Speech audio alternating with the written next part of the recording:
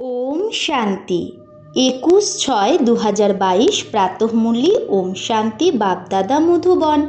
বাবা বলেছে, মিঠে বাচ্চে, দেবতাদের থেকে উঁচু এই তোমাদের ব্রাহ্মণ জীবন। কারণ এই সময় তোমরা 3 লোক আর 3 কালকে জানো। তোমরা এখন ঈশ্বরীয় সন্তান হয়েছ। তো আমরা দেবতাদের থেকেও উঁচু। কেন? আমরা 3 লোক আর 3 কালের কথা জানি। 3 লোক কি কি? একটা হচ্ছে স্থূল লোক, স্থূল বতন, একটা সূক্ষ্ম বতন, একটা মূল বতন। তো 3 লোকের কথা জানি। আর 3 কাল কি? সৃষ্টির আদি মধ্য অন্ত। সৃষ্টির আদিতে কি ছিল? সত্য ত্রেতা, মধ্যতে দাপর, আর অন্তে কলিযুগ। তাহলে এই 3 কালের কথাও জানি। তো প্রশ্ন, তোমরা বাচ্চারা এখন কোন উঁচু চড়াই চড়ো? উত্তর, মানুষ থেকে দেবতা হওয়া, এটাই হলো সব থেকে উঁচু চড়াই, অর্থাৎ উঁচু উত্তরণ। যেটার ওপরে তোমরা চড়ছো, জিস পর তুম চড় রহে হো। তাহলে আমরা মানুষ থেকে দেবতা হওয়ার জন্য উঁচু চড়াই চড়ছি, অর্থাৎ সিঁড়িতে উঠছি। বলেও চড়ে তো চাখে প্রেম রস। তাহলে যত চড়বো তাহলে প্রেম রস চাখবো, প্রেম রসের আস্বাদন অনুভব করব। এটা অনেক বড় লম্বা উত্তরণ। কিন্তু ওয়ান্ডার হ্যাঁ जो चढ़ते हैं 1 सेकंड में, আমরা 1 সেকেন্ডে চড়ি আর নামতে লাগে কত টাইম লাগে? 5000 বছর। তার মানে কি, যে সেকেন্ডে আমরা বাবার প্রতি নিশ্চয় হলো, যে সেকেন্ডে বাবার জ্ঞান পেলাম, বাবাকে চিনলাম, জানলাম, তাকে নিজের মেনে নিলাম, সেই সেকেন্ডে আমরা উঠে গেলাম সিঁড়িতে ওপরে। 1 সেকেন্ডে, মানে আমরা সত্যযুগে লটারি পেয়ে গেলাম। আর ওই ওপর সিঁড়ি থেকে নিচে নামতে আমাদের কত বছর টাইম লাগে? 5000 বছর। সত্যযুগে একবার যখন চড়ে যাই, তখন সত্যযুগ থেকে কলিযুগে আসতে কত বছর টাইম লাগে? 5000 বছর। তাহলে না, উঠতে লাগে 1 সেকেন্ড, নামতে লাগে 5000 বছর। আর একটা প্রশ্ন, পাপের ঘোড়া ভরলেই জয় জয়কার হয়, তো এর নিশানি ভক্তিমার্গে কি আছে? তো পাপের ঘোড়া ভরা হলেই জয় জয়কার হয়, এর নিশানি ভক্তিমার্গে কোনটা? উত্তর, দেখায় যে ঘোড়া থেকে সীতা বেরিয়েছে। অর্থাৎ যখন পাপের ঘোড়া ভরে একদম পূর্ণ হয়ে যায়, উল্টে যায়, তখনই সীতা আর রাধার জন্ম হয়। তার মানে কি, পাপের ঘোড়া পূর্ণ হয় কলিযুগে, আর তারপরেই সত্য ত্রেতা আসে, অর্থাৎ রাধার জন্ম হয় আর তারপরে সীতার জন্ম হয়। গীত, এই পাপ ইস পাপ কি দুনিয়া সে। ওম শান্তি। তো মিষ্টি মিষ্টি বাচ্চারা গীত শুনলো ভক্তি মার্গের। ডাকেও না সবাই, এই পতির দুনিয়া থেকে পাবন দুনিয়ায় নিয়ে চলো, অশান্তির দুনিয়া থেকে শান্তির দুনিয়ায় নিয়ে চলো। বুদ্ধিতে বসে আছে কই অর দুনিয়া, অন্য কোনো দুনিয়া বুদ্ধিতে আছে, যে যেখানে শান্তিও ছিল, সুখও ছিল, মহারাজা মহারানী লক্ষ্মী নারায়ণের রাজ্য ছিল, যাদের চিত্র এখানে আছে। মানুষ যে হিস্ট্রি জিওগ্রাফি পড়ে, ওটা তো কোয়ার্টার দুনিয়ার, অর্থাৎ আমরা যা হিস্ট্রি জিওগ্রাফি পড়ি সেগুলো কিসে? কোয়ার্টার দুনিয়া। মানে বাবা বলছে দাপর যুগ থেকে, দাপর যুগে রাজা রানীদের হিস্ট্রি জিওগ্রাফি পড়ছি। তাও বাবা বলছে দাপর যুগেরও না, আধা কল্প কি ভি নেই, দাপরেরও পরের থেকে। তাই বাবা বলছে কোয়ার্টার, মানে 4 ভাগের 1 ভাগ এই কলিরই রাজা রানীদের কথা আমরা পড়ছি। সত্যযুগ ত্রেতায় তো তেতার যে রাজা রানী কারা সেটা তো কেউ জানেই না, চোখই বন্ধ আছে সবার, যেরকম অন্ধের মতো। ওয়ার্ল্ডের হিস্ট্রি জিওগ্রাফি কেউ জানে না। ওয়ার্ল্ড কত বড়, কবে নতুন ওয়ার্ল্ড শুরু হয়, তারপরে কবে পুরানো হয়, আবার পুরানো থেকে কবে নতুন হয়, এটা তোমরা বাচ্চারাই এখন জানো। নতুন দুনিয়া তো নিশ্চয়ই হবে, তাই না? গোল্ডেন, সিলভার, কপার, আয়রনে আসতেই হবে সবাইকে। কলিযুগের পরে সত্যযুগ আবার অবশ্যই হবে। সঙ্গমে সত্যযুগ স্থাপন করনেওয়ালা আয়েগা। তো সত্যযুগ স্থাপন করতে পরমাত্মাকে কখন আসতে হয়? সঙ্গম যুগে। তো সঙ্গম যুগে সত্যযুগের স্থাপনা শুরু হয়। এটা বোঝানোর জন্য অনেক যুক্তি চাই। কলিযুগকে সত্যযুগ বানানেওয়ালা এক বাবাই। এত সহজ কথাও কারো বুদ্ধিতে বসে না, কারণ বুদ্ধিতে মায়ার তালা লেগে গেছে। মায়ার তালা দিয়ে বুদ্ধি বন্ধ হয়ে গেছে। পরমপিতা পরমাত্মার মহিমাও গায়, হে পরমপিতা পরমাত্মা, বুদ্ধিমানেরও বুদ্ধি তুমি। বুদ্ধিহীনকে তুমি বুদ্ধি দাও। ভগবানকে মানুষ বলে না, আমাকে বুদ্ধি দাও। আর সবাই তো আসুরি মত দেয়, শ্রেষ্ঠ মত দেয় এক বাবাই। মানুষ গায় এগুলো, মানুষ মহিমা গায়, কিন্তু বোঝে কিছুই না, শুধু মুখস্থ করে বলতে থাকে। তোমরা বাচ্চারা এখন 3 লোকের জ্ঞান জানো। এরকম না যে শুধু ওয়ার্ল্ডের জ্ঞান, ওয়ার্ল্ডের থেকেও আগে তোমরা জানো।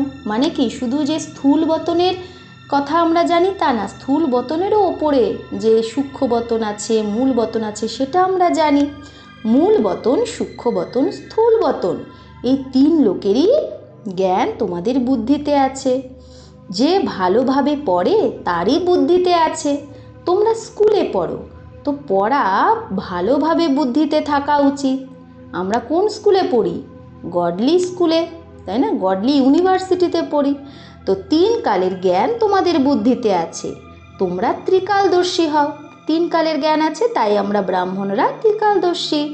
তোমরা ত্রিলোকীনাথ তোমাদের বলবে না। তো ত্রিলোকীনাথ মানে কি? নাথ মানে কি? মালিক। তো 3 লোকের তো আমরা মালিক না। ত্রিলোকীনাথ কেউ হয় না। হ্যাঁ, ত্রিকালদর্শী অক্ষর ঠিক আছে। ত্রিকালদর্শী মানে 3 কালটা আমরা জানি। 3 লোক, 3 কালকে তোমরা জানো।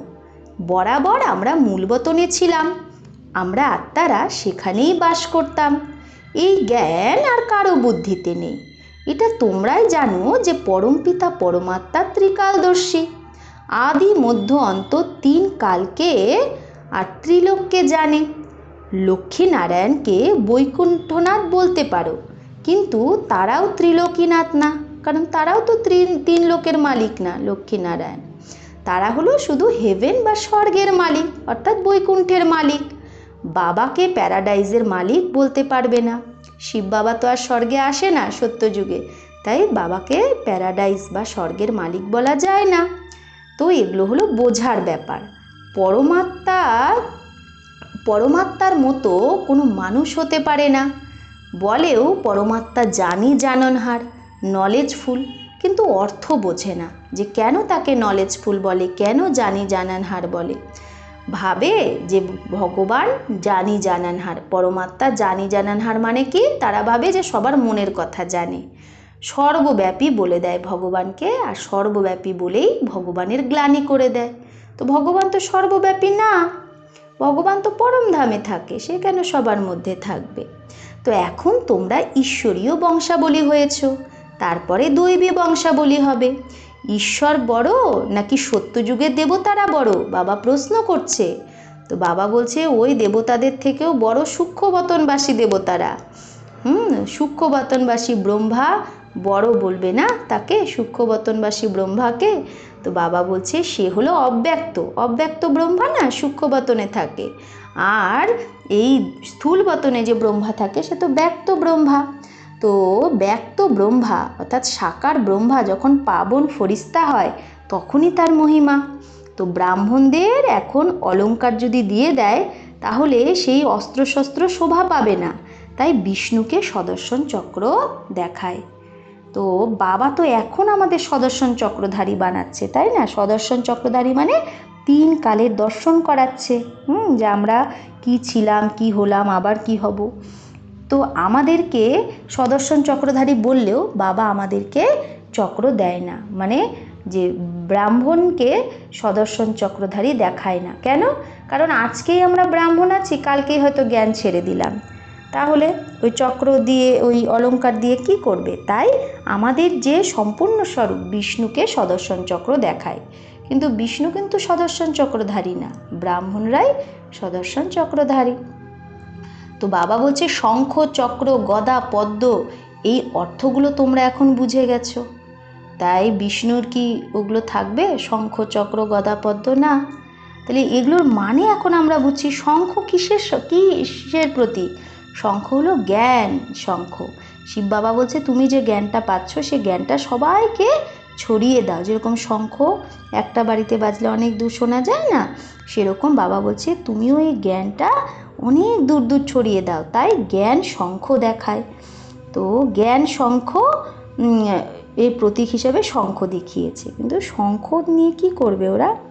তারপরে চক্র, তো দেখায় চক্র দিয়ে দেবতা আর অসুরের লড়াই লেগেছে, তো বিষ্ণু সেই চক্র দিয়ে, ওটাকে বলে কি সুদর্শন চক্র, কিন্তু সুদর্শন চক্র না, ওটা হচ্ছে সদর্শন চক্র। তো সদর্শন চক্র দিয়ে দেখায় যে গলা কেটেছে অসুরের। তো সত্যযুগে তো অসুরই থাকবে না, তো কার গলা কাটবে? আর দেবতারাও যদি গলা কাটে তাহলে তো দেবতারাও হিংসক হয়ে গেল না, কিন্তু দেবতারা তো অহিংসক। তার মানে এটার অর্থ কি? এই চক্রের অর্থ হলো বাবা বলছে স্বকে দর্শন করো। যত আমি নিজেকে দর্শন করব, নিজেকে দেখব, তত আমার মধ্যে যে অসুর আছে, আসুরি প্রবৃত্তি, কাম ক্রোধ লোভ মোহ অহংকার, এগুলোর গলা কাটতে পারবো। তো সেটা না বুঝে আমরা ওকে চক্র দিয়ে দিয়েছি বিষ্ণুকে, আর দেখাই অসুর। তো ওটা স্থূল অসুর না, নিজের মধ্যে আসুরি গুণ। তো গদা দেখায়, তো গদা নিয়েও কার সাথে মারামারি করবে, তাই না? তো এই গদার অর্থ কি? বাবা বলছে যে গদা এখানে শক্তির প্রতীক, বিজয়ের প্রতীক। দেখায় বিষ্ণুর গদা নিচে, অর্থাৎ কি সে বিজয়ী হয়ে গেছে। তো বাবা আমাদের কি বরদান দেয়? যে বাচ্চে বিজয়ী ভব, বিজয় তোমার জন্মসিদ্ধ অধিকার। তাহলে আমরাই মায়ার উপর 5000 বছর আগে বিজয় প্রাপ্ত করেছি, এখনও করব। তাই গদা অর্থাৎ শক্তিশালীর প্রতীক। তো এটা ব্রাহ্মণদের প্রতীক। আর পদ্ম, তো বিষ্ণু পদ্ম নিয়ে সবসময় কি করবে? হ্যাঁ, আমাদের হাতে যদি সবসময় কিছু একটা দিয়ে দেওয়া হয়, ফুলই দিয়ে দেওয়া হলো, এটা সবসময় ধরে রাখতে হবে, তো ভালো লাগবে? ওই হাত দিয়ে তো আর কোনো কাজই করতে পারবো না। তাহলে এই পদ্মের অর্থ কি? বাবা বলছে যে তুমি কলিযুগে থাকো, কিন্তু কমল ফুলের সমান পদ্ম ফুলের মতো তুমি কি করো? এই কলিযুগে থেকেও উপরে উঠে যাও, অর্থাৎ মন বুদ্ধি যেন তোমার পরমাত্মার দিকে থাকে। কমল ফুলের সমান নিয়ারা আর পেয়ারা হও। তো এগুলোর অর্থ এখন আমরা বুঝেছি। তো এগুলো বিষ্ণুর হাতে, এগুলো অস্ত্রশস্ত্র কিচ্ছু থাকবে না। তাই বাবা বলছে সত্যযুগে লক্ষ্মীনারায়ণের এরকম অস্ত্রশস্ত্র থাকবে না। আর বিষ্ণু বলে তো কেউ হয়ই না। বিষ্ণু মানে কি? যার মধ্যে অনুমাত্র বিষ নেই, বিষ যোগ্ন অনুমাত্র যার বিষ নেই, অর্থাৎ সেখানে লক্ষ্মী নারায়ণ এরা সবাই বিষ্ণু হবে, অর্থাৎ অনুমাত্র বিষ থাকবে না। তাই বিষ্ণুর 4 হাত দেখাচ্ছে, মানে লক্ষ্মীর 2 হাত, নারায়ণের 2 হাত, মানে ওখানে নর নারী সবাই বিষমুক্ত থাকবে, কোনো প্রকারের বিকার থাকবে না। তো বাবা বলছে এই যে বিষ্ণুর চিত্র, এগুলো এখনকার কথা। হ্যাঁ, এই যে এদের অস্ত্রশস্ত্র, এই অস্ত্রশস্ত্রগুলো সঙ্গমের কথা। বাস্তবে এগুলো হচ্ছে জ্ঞানের অস্ত্রশস্ত্র। বাস্তবে শঙ্খ চক্র এগুলো কি? এগুলো থাকবে না, বললাম না? এগুলো হচ্ছে জ্ঞানের অস্ত্রশস্ত্র। জ্ঞান শঙ্খ, চক্র মানে সদর্শন চক্র। তো বাবা বলছে শাস্ত্রে তো স্থূল হাতিয়ার দিয়ে দিয়েছে, বাস্তবে এখানে স্থূল হাতিয়ারের ব্যাপারই নেই, দেবতাদের কাছে কখনো স্থূল হাতিয়ার থাকে না। তো পাণ্ডব আর কৌরবদের সেনা দেখায়, কিন্তু সেখানে ফিমেলকে দেখায় না। পাণ্ডব সেনার মধ্যে পুরুষই দেখায়, বাকি শক্তি সেনা কোথায় গেল? বাবা বলছে তো মেয়েরা কোথায়? তো এটা হলো গুপ্ত, কেউ জানেই না যে শিব শক্তিরা কোথায় গেছে। এদের বৃত্তান্ত কিচ্ছু দেখায় না, তাই না? শক্তিরা অর্থাৎ নারীরা কিভাবে লড়াই করলো সেনা দেখায় না, তো কারো বুদ্ধিতে আসে না, যে যা পারে তাই লিখে দিয়েছে। তো যথার্থ রীতি সত্য কথাটা এখনই আমরা জানছি। আমরা সব অ্যাক্টার, প্রত্যেক আত্মার নিজের নিজের পার্ট আছে, সবাই নিজের নিজের পার্ট পেয়েছে। বাবা যাকে ক্রিয়েটার, ডাইরেক্টর আর মুখ্য অ্যাক্টার বলে, তার দ্বারা তোমরা সারা ড্রামার রাজ অর্থাৎ রহস্যকে জানছো। এর মধ্যে 4টে যুগ আছে অথবা 4টে ভাগ, যাকে এপিক বা যুগ বলে। বাস্তবে হলো 5টা যুগ। 5 নাম্বার কি? এই কল্যাণকারী সঙ্গম যুগ, অর্থাৎ কলি আর সত্যের মাঝের এটা 100 বছর। সত্যযুগ আর ত্রেতারও যে সঙ্গম আছে, প্রত্যেকটা যুগ শেষ হয় আর একটা যুগ যখন শুরু হয়, সেই দুটো যুগের মধ্যে কে সঙ্গম বলে, কিন্তু সেই সঙ্গমকে কিন্তু কল্যাণকারী বলে না। কিন্তু কলি আর সত্যের মাঝখানে যে সঙ্গম সেটাই কল্যাণকারী। তাই বাবা বলছে সত্যযুগ আর ত্রেতার মাঝেও যে সঙ্গম যুগ আছে সেটাকে কল্যাণকারী বলে না, কারণ সেখানে তো আমরা নিচেই নামতে থাকি। শতপ্রধান, শত, রজ, তম, এটা তো হলো সিঁড়ি, তো সিঁড়ি তো নিচেই নামতে হবে। জ্ঞানে বাবা বলছে তোমরা একবারই এই জ্ঞানটা গ্রহণ করো, তারপরে উপরে উঠে যাও সিঁড়িতে। সিঁড়ি নামা খুব সহজ, তো বাবা বলছে চড়তেই খুব মুশকিল। সিঁড়ি নামা মানে কি, এক একটা দিন এক একটা সেকেন্ড যাচ্ছে মানে সিঁড়ি আমরা নামছি, কিন্তু এই যে সিঁড়ি চড়া, বাবার জ্ঞান পেয়ে সেই জ্ঞান ধারণ করে সিঁড়ি চড়া, এটাই মুশকিল। তো তোমরা কত মেহনত করছো মানুষ থেকে দেবতা হওয়ার, এটা একটা উত্তরণ। বলে না চরে তো চাকে প্রেম রস, যদি আমরা উপরে উঠি তাহলে তো প্রেম রস, বৈকুণ্ঠ রস আমরা গ্রহণ করব। তো জানো এখন আমরা চড়ছি, আবার নিচেও নেমে যা, হ্যাঁ চড়তে চড়তে আবার আমরা পড়েও যাই, তো একদম বাবা বলছে চকনাচুর হয়ে যাতে হে, মানে হাড়গোড় ভেঙে যায়। কত সময় লাগে, এটা অনেক বড় লম্বা সিঁড়ি, লম্বা উত্তরণ। তোমরা জানো এখন আমরা চড়ছি, উপরে উঠছি, আবার নিচে নামবো, সেকেন্ড লাগে চড়তে, তাহলে চড়তে লাগে 1 সেকেন্ড। আর বাবা বলছে যারা লাস্টে আসছে তারা তো সেকেন্ডে চড়তে পারবে, তো সেকেন্ডে জ্ঞানটা এত সুন্দর ধারণ করে 1 সেকেন্ডে উপরে উঠে যাবে। তো বাবা বলছে অবলা মাতাদের উপর কত অত্যাচার হয়, মাতারা, নারীরা বাবাকে ডাকে বাবা নঙ্গন হওয়ার থেকে বাঁচাও, অনেক মাতারা আছে, অবলাদের উপর অত্যাচার অনেক হয়, মারেও।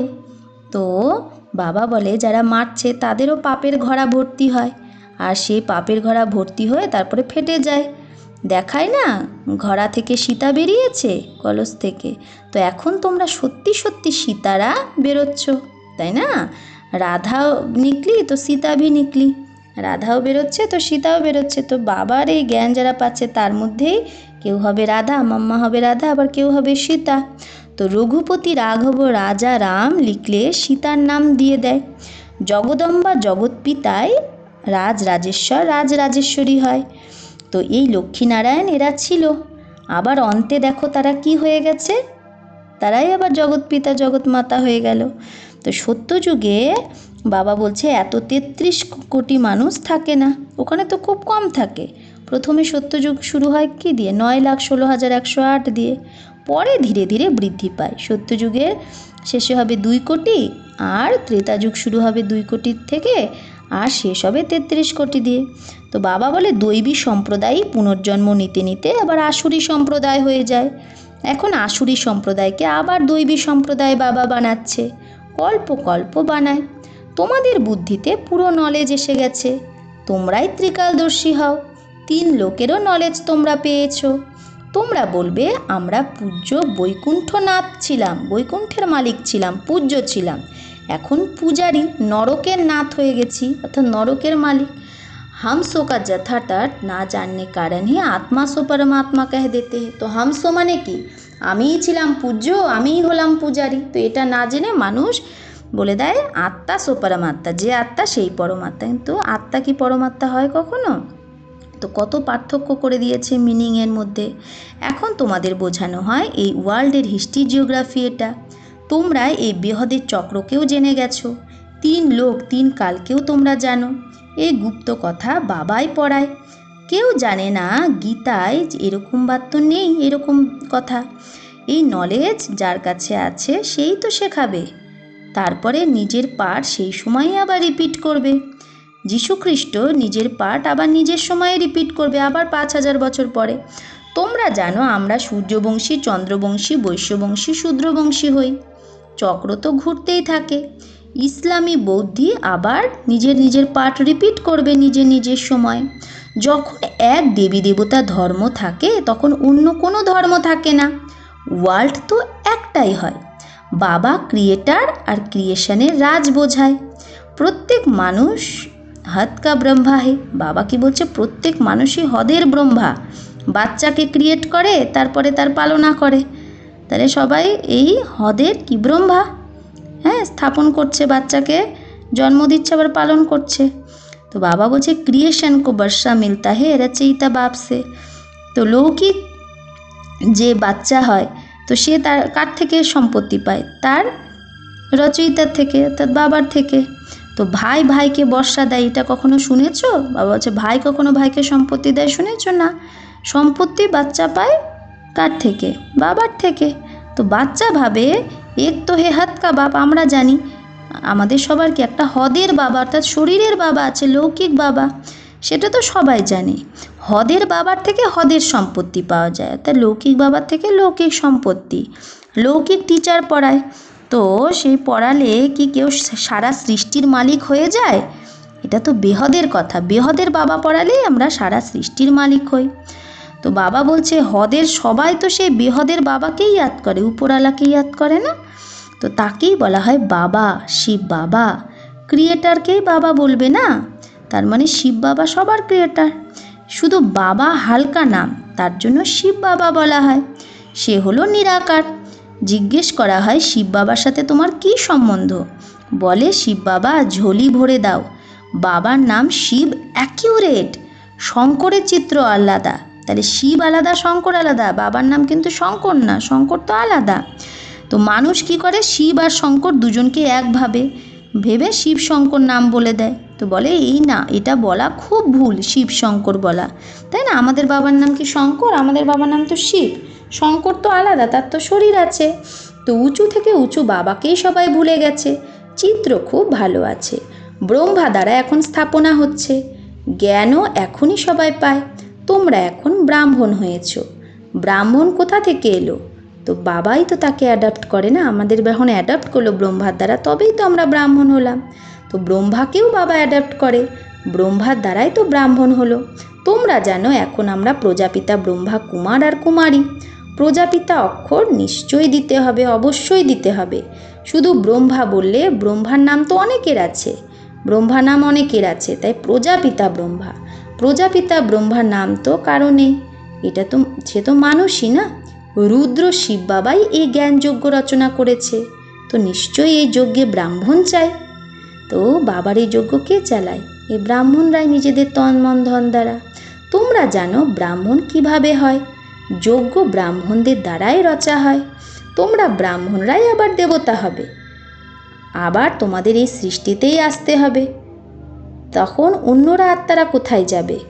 তো বাবা বলছে এই রুদ্র জ্ঞান যজ্ঞে সবাই সোয়াহা হয়ে যাবে। পুরানো দুনিয়ার আহুতি এই রুদ্র জ্ঞান যজ্ঞেই পড়বে। এই রুদ্র জ্ঞান যজ্ঞের দ্বারাই বিনাশ জ্বালা প্রজ্বলিত হবে। শঙ্করের দ্বারা বিনাশ গাওয়া হয় না? তো বাবা বলছে তোমরা তো এই বিনাশের আশার দেখতেও পাচ্ছ। এইটাই সেই সময়, হুবহু সেই সময় যখন মহাভারত লড়াইয়ের কথা বলা আছে, এটাই সেই সময়। তো গাওয়া হয় ইউরোপবাসী যাদব, কৌরব আর পাণ্ডব। তো ভারতবাসী নিজের ধর্মকেই ভুলে গেছে। চিত্রও আছে কিন্তু কেউ জানে না যে ওটা মানে দেবী দেবতার চিত্র আছে, কিন্তু কেউ জানেই না সে দেবী দেবতা আমরাই ছিলাম। তো বাবা বলছে দেবী দেবতার রাজ্য ছিল, কিন্তু তাদের সেই রাজ্য কে দিল? দেবী দেবতার ধর্মের স্থাপনা কিভাবে হলো? এটা কেউ জানে না। যে ধর্ম স্থাপন করে সেই বোঝায়। আর কেউ ওয়ার্ল্ডের হিস্ট্রি জিওগ্রাফি বাবা ছাড়া বোঝাতে পারবে না। 3 লোকের জ্ঞানও কেউ দিতে পারবে না। সবার পাঠকে তোমরা বুঝে গেছো। এগুলো সব আবার প্রত্যেকে নিজের নিজের সময়ে পাঠ বাজাতে আসবে, সব ধর্মাত্মারা। তো বাবা বলছে যত দিন যাবে তোমাদের মহিমা আরও বাড়তে থাকবে, তোমাদের বৃদ্ধি খুব তাড়াতাড়ি হবে, খুব তাড়াতাড়ি ব্রাহ্মণ বাচ্চা, বাবার বাচ্চা অনেক তাড়াতাড়ি হয়ে যাবে সব। তো কত বড় মকান বানাতে হবে। তো ড্রামায় পার্ট আছে, ভাবে কত বাচ্চা আসবে, তাই না? বাবা তো জানে না কত বাচ্চা আসবে দিন প্রতিদিন সেন্টারে, তো বৃদ্ধি পেতে থাকবে। তো আসবেও শিক্ষা নিতে। বাকি তো অনেকে এমনি घूरते আসে। समझो कोई एडुकेशन मिनिस्टर आदि आते हैं तो उनको भी नॉलेज समझानी है। তো বাবা বলছে যদি কোনো এডুকেশন মিনিস্টারও আসে তাকেও এই নলেজটা বোঝাতে হবে যে আমাদের হলো ওয়ার্ল্ডের হিস্ট্রি জিওগ্রাফি, সারা কল্পের চক্রকে কেউ জানে না। তোমরা এখন জ্ঞান সাগর দ্বারা মাস্টার জ্ঞান সাগর হয়েছ, আমরা এখন সব জেনে গেছি, তাই আমরা মাস্টার জ্ঞান সাগর। अच्छा, मीठे मीठे सिकिलधे बच्चों प्रति माता पिता बाप दादा का याद प्यार और गुड मॉर्निंग। रूहानी बाप की रूहानी बच्चों को नमस्ते। हम रूहानी बच्चों की रूहानी माता पिता बाप दादा को याद प्यार, गुड मॉर्निंग और नमस्ते नमस्ते नमस्ते। शुक्रिया बाबा, आपको लाख लाख शुक्रिया। তো ধারণার জন্য মুখ্য সার: 1, বেহদের হিস্ট্রি জিওগ্রাফি পড়তে আর পড়াতে হবে। সব অলঙ্কারকে ধারণ করে পাবন ফরিস্তা হতে হবে। 2, বুদ্ধিমানেরও বুদ্ধি এক বাবা, তারই শ্রীমতে চলে বুদ্ধিমান হতে হবে। এই ব্রাহ্মণ জীবন অমূল্য, এই নেশায় থাকতে হবে। বরদান: রং আর রূপের সাথে সাথে সম্পূর্ণ পবিত্রতার সুগন্ধকে যে ধারণ করে সেই আকর্ষণ মূরত ভব। তো বাবা বলছে ব্রাহ্মণ হলেই সবার মধ্যে রঙও চলে আসে আর রূপও পরিবর্তন হয়, কিন্তু খুশবু অর্থাৎ সুগন্ধ নাম্বার সবার মধ্যে একরকম না। আকর্ষণমূর্ত হওয়ার জন্য রং আর রূপের সাথে সাথে সম্পূর্ণ পবিত্রতার সুগন্ধ চাই। পবিত্রতা অর্থাৎ শুধু ব্রহ্মচারী না, বরং দেহের লাগাব অর্থাৎ দেহের আকর্ষণ থেকেও ন্যাড়া। যে দেহের আকর্ষণ থেকেও ন্যাড়া হবে সেই সম্পূর্ণ পবিত্র। মন বাবা ছাড়া যেন আর কোনো কিছুতে আকর্ষিত না হয়। এক বাবা ছাড়া আর কোনো দিকে যেন মন না যায়। তন থেকেও যেরকম ব্রহ্মচারী, তনেও যেরকম ব্রহ্মচারী অর্থাৎ পবিত্র, সম্বন্ধেও ব্রহ্মচারী, সংস্কারেও ব্রহ্মচারী। এই রকম যে খুশবু বালে রুহানি গোলাপ হবে, এই রকম সুগন্ধযুক্ত যে রুহানি গোলাপ হবে, সেই আকর্ষণ মূরত হবে। স্লোগান: যথার্থ সত্যকে পরখ করে নাও, তো অতীন্দ্রিয় সুখের অনুভব করা সহজ হয়ে যাবে। তো যখন যথার্থ সত্য কোনটা সেটা আমরা পরখ করতে পারবো, তখনই তো অতীন্দ্রিয় সুখের অনুভব করতে পারবো। অর্থাৎ বাবার এই জ্ঞানটা যে সত্য সেটা যখন আমরা বুঝে যাই, তখনই তো অতীন্দ্রিয় সুখের অনুভব করি। যতক্ষণ পর্যন্ত বাবার জ্ঞানটাকে পুরো বুঝি না, আধা আধা বুঝি, ততক্ষণ পর্যন্ত অতীন্দ্রিয় সুখের অনুভব করতে পারবো না। হ্যাঁ, একটু জ্ঞানটা ভালো লাগবে একটু, কিন্তু যখন জ্ঞানটা পুরো বুঝে যাব, বাবাকে পুরো বুঝে যাব, আর কারো প্রতি লাগাব নেই, এক বাবার প্রতি নিশ্চয়, তখনই অতীন্দ্রিয় সুখের অনুভব করা সহজ হবে। ওম শান্তি।